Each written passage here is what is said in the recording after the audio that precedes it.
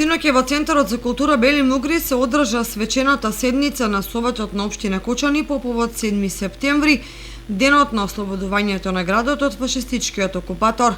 На седницата беа доделени двете највисоки општински признанија: наградата за животно дело постхумно на магистар Драги Петров, поранешен директор на Нова трговија.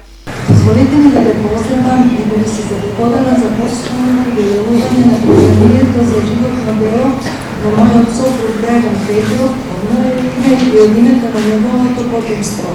Задоволни сме со тоа што со ова се потсетуваме на неговото човеколюбие и добрите дела што ги има направено во својот живот. Наградата за особен придонес во развојот на општината е доделена на швајцарската амбасада во Република Северна Македонија, а ја прими амбасадорката Сибил Сутер Тејада.